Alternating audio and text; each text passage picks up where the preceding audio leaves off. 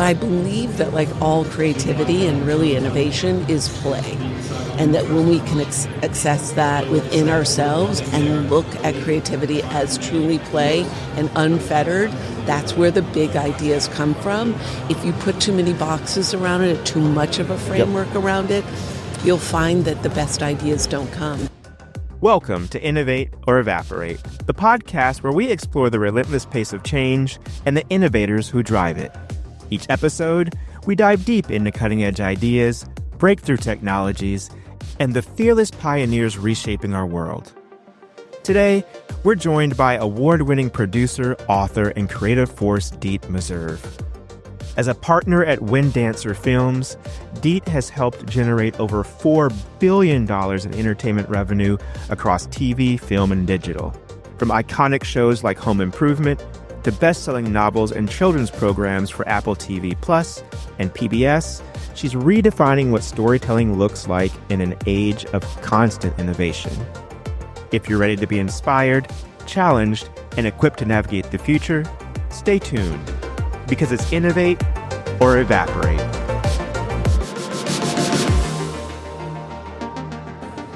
Today we are joined by Dete Meserve.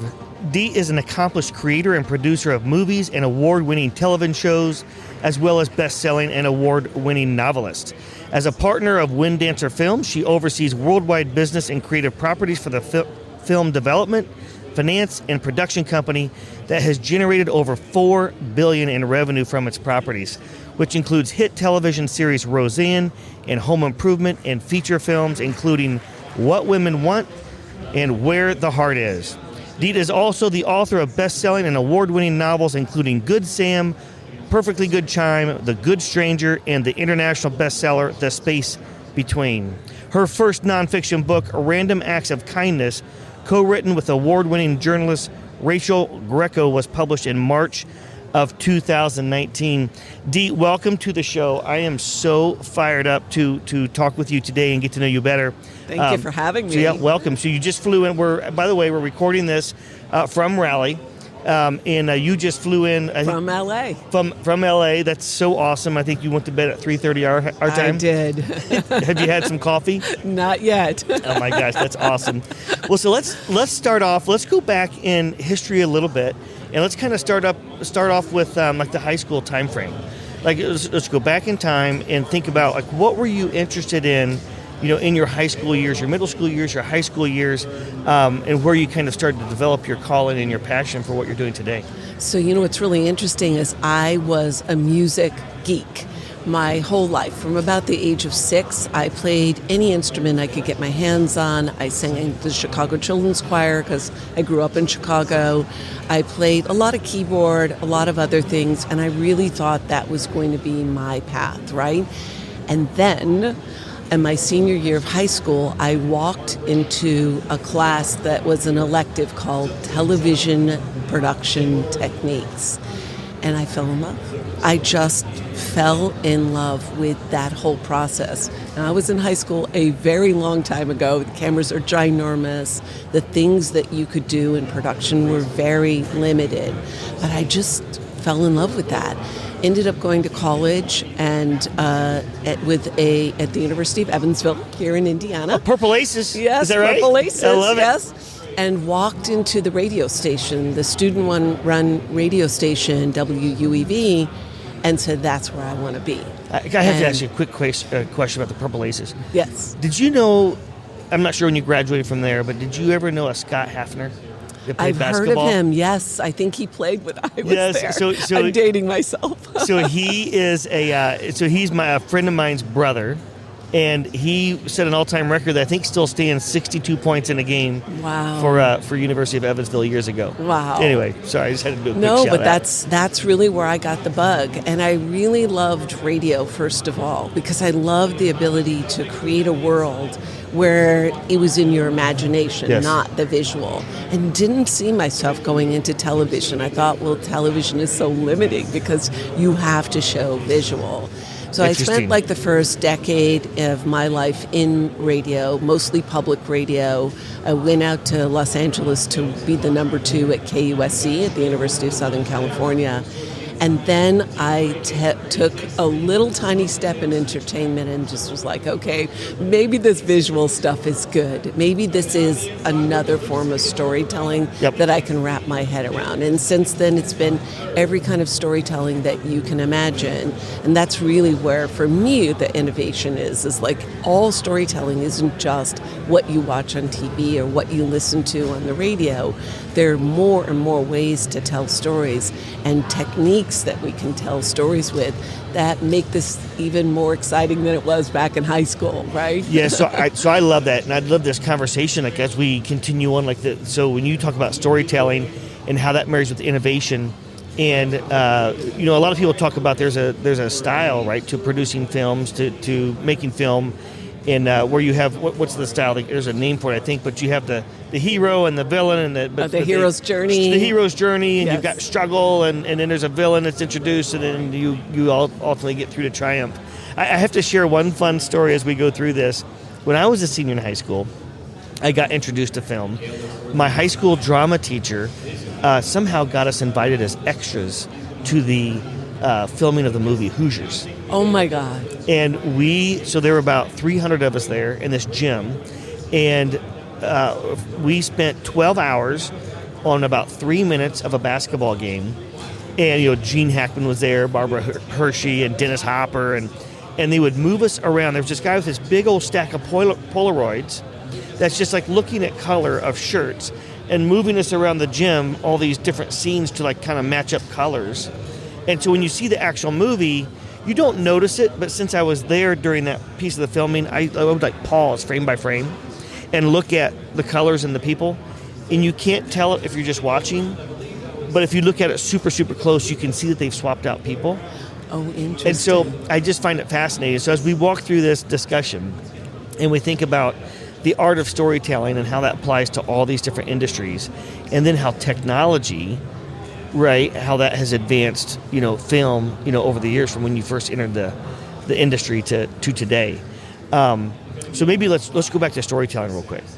So when you are you've written some books. Yes. Now, do you use ghostwriters? Do you write those your No, I write them myself, every word of them. That is amazing. Like, that's an entire... I love that process because unlike film and television, which is hugely collaborative, it's very much a solo journey. And so after you've been collaborating all day long and listening to all these ideas and trying to figure out which one you're going to move forward with as the showrunner or the executive producer on a show, it's great to just have some time to say, what do I need to say? Yes. What do I want to say? And how can I take those things that I'm thinking about and put them into a story? So when you're thinking about that, and you sit down, blank sheet of paper, maybe metaphorically, right? So how do you tackle, so there's something burning inside of you, a deep desire to get a message out. How do you break that down into, whether it's an outline or buckets of thought, before you actually start to craft the story? That's a really interesting, we have two phrases. We call them pantsers. Those are people who write by the seat of their pants, and people who are planners.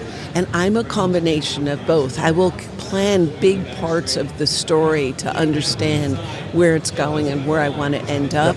But a lot of what's in between is the pantser part of that, because that's where inspiration will strike. That's where those ideas, you'd be walking down the street and somebody says something, you're like, oh, that's what that's what their journey really is. So it's a constantly evolving process that you're developing and developing. If you were just to look at this linearly, I don't think you could write a novel or a screenplay. It is a process of getting inspiration that you pull in within a framework. Though I have my next book is coming out in May 20th. It's called The Memory Collectors. And it initially started out as just one scene that I couldn't stop thinking about. And then I was like, there's got to be more story to that, and I just kept working on that as opposed to outlining it, and that's when you can write yourself into a corner, because I needed the structure. So I sort of took all that passion that I was just writing, unbridled the creative play of that, and then said, okay, now the adult in me, the one that knows that, okay, we have to create a structure. Where does this fit in the structure? This doesn't belong. Maybe I'll bring it back. It doesn't belong. But I believe that like all creativity and really innovation is play. And that when we can access that within ourselves and look at creativity as truly play and unfettered, that's where the big ideas come from. If you put too many boxes around it, too much of a framework around it, you'll find that the best ideas don't come. So if an idea comes to you and you're like, I don't have the framework for it, keep it, because it's going to be something, and you can add that framework later, but that inspiration, it's golden, and you can't take it for granted. So there was a NASA study that they did in the 60s, and they studied this, a group of kids, and they've replicated this, as I understand it, millions of times. But they started measuring, they wanted to find creative genius, and for self-serving reasons, to recruit them into NASA someday. Sure. They started measuring whatever their study was. They kept it consistent throughout the life of these kids. At kindergarten, 98% scored as creative genius. 5 years later, it was like 12%. By the time they were 25, it was 2%. How can we as adults, like it seems like our system is kind of set up to knock the creative genius out of us, right? 100%. How can we as adults, so folks that are listening to the show are presumably probably 21 or older, how can we as adults get our kid creative genius back, right? Shed this baggage that we've developed over the years of being told this is the way something has to be, or all lined up in rows to be taught something, kind of forced down our throats. How can we get that creative genius back? That is a really, really important question, particularly in my industry. And just as a side note, I just finished and delivered to Apple TV Plus a series for kids that is entirely about imagination. So your question really resonates with me because I spent 2 years making this animated series, and it's all in the point of view of a 4-year-old who imagines everything. Yeah. If you go back to your 4-year-old self, there are so many things that we found that changed us as we're making the show. One of them was something I just mentioned, which is play. So we would play. I mean, I was the person that brought like the squeaky toy hammer into a mix session. So literally play. Play. Yes. And you'll find that if you are playing, other people will join into the play. Yes. And guess what comes out of that? Joy. Joy. And then joy opens up that lockdown adult part of you of like, hey, we're just having fun. And then crazy ideas in joy and relaxation. And I say crazy, good, inspiring, uplifting, different ideas come because you're relaxed about it. When I'm working with people, especially in a show about imagination and about using your imagination, one of the things for me was, like, don't write for what other people are going to say. You have to shut that out of your head. Even your internal critic, the adult in you, you have to tell them, and I do this on a regular basis for me, is there is an adult in me. Unfortunately, it's a responsible person that people can give money to and go make shows, right? And I'm like, right now, you need to sit in the back seat. I got this. I'm driving this car, and we're going to have fun, and we're going to see where it goes, and we're not going to be afraid of making mistakes, and we're going to play, and we're going to try things that don't necessarily are going to pan out. And or other people may say, what are they doing? And we're going to keep forging through. And then you, adults, will be able to come into the front seat with me and talk to me and help me get this on the right track to get it to where it needs to go. But that creative inspiration has to come from a place of freedom and joy and a lot of play and really trying to create whatever that play is. For that particular show, I invited all the people who worked on it, and yes, we all had to do a craft. I will tell you a little bit about the show. Hopefully Apple doesn't strike me with lightning for talking about a show that hasn't been announced. But there's a bunny rabbit that's a main character, and we all had to make, with our hands, a bunny rabbit hat. And we had to sit around the fire and talk. And with the bunny rabbit hats on? Yes. Yeah, and people who were very serious and had very serious jobs at the network and on my show all became kids. Yeah. People were doing rabbit imitations, and then that led to other things, and you start to realize we're all just really kids hiding behind adult veneers. Yes. And underneath that is this real urge to be playful and real, and as you were talking about with me earlier, a little bit vulnerable, right? Yes. And that was an amazing night. People are still like, could we do that again? And I was like, I remember you complaining that you weren't good at crafts and you didn't want to have to make the rabbit ears, but now you want to do that, right? Because you broke through that. I did another thing with the team where we went and took a whole bunch of cardboard. There was an event that we could go to, and you had to make something out of cardboard. And if you asked a bunch of adults to do that, a lot of people were like, oh, I'm not good at art. I'm not good with scissors. I'm terrible. Immediately start with the excuses. Yes. And it was like, we just did it. Yeah. And by the end, not only was there bonding between us humans that are making this show about imagination, but we broke through our barriers of like what's good and what's considered good by someone else. And you could appreciate somebody else's creativity in a way that you couldn't have if you weren't playing in that moment. So, I love it. yeah. I love it. Let's talk about the technological advancements that you've seen. And like, so in the opening speech of Rally, I talked about like we all kind of collectively started using emails in mass like 32 years ago, a little over 3 decades ago, which is like yesterday. Yes. And so as we sit here today, like think about the next 3 decades in the film industry, what technological advancements do you think are on the horizon that are going to be highly disruptive, or maybe things are going to be awesome, or maybe things that have happened that maybe aren't so awesome? How do you think about that with innovation and advancements? There's so many, and one of them, of course, is the nature of work now has become more remote. Yep. So for me, when I'm staffing up a show, used to be I would say to people, well, if you want to work with me, you got to move to LA. Now I have people all over the country, all over the world, because the nature of that work, because of technology, has changed. And I can pick the best people. I did an entire movie. It was called Space Camp, animated for Universal DreamWorks. And it was just at the end of COVID. And we edited that entire movie without being in the room with each other or with the editor because of a platform called Evercast. And the beauty of Evercast, at first I was like, that's not how we do it, right? I was resistant. Then I saw I could pick an editor who I would not have gotten before. She was going through a chronic illness and was not able to come and go through LA traffic to come into a studio. So I picked her because I'd worked with her before. Also for me, I had a sick child at home, and instead of being like, oh, well, somebody else has to take care of her, I could be like, I'm going to pop out of my office and go see my daughter and then come back in. It just gave a quality of life.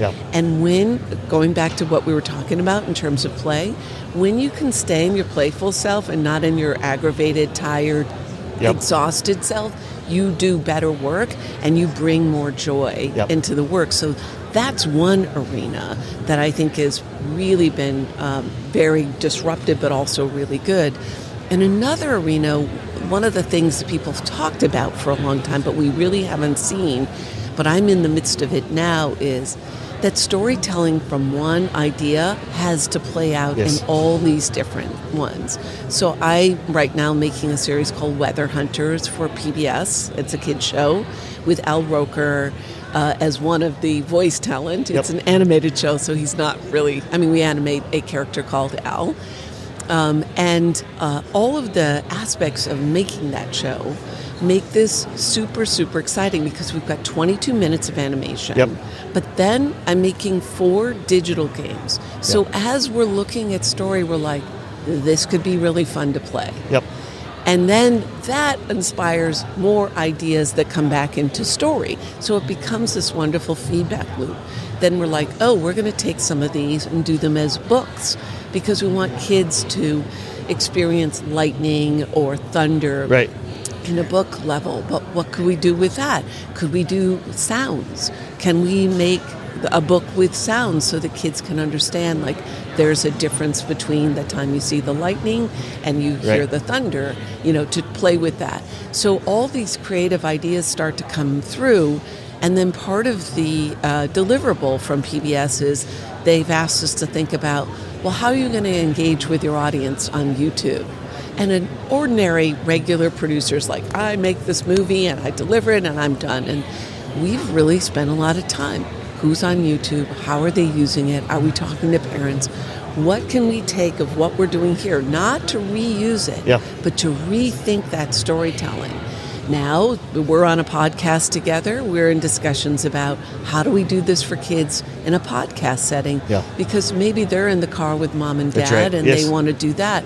So all these different ways and these different platforms make it exciting to be a producer now, because all this central idea can get to be used in so many different ways.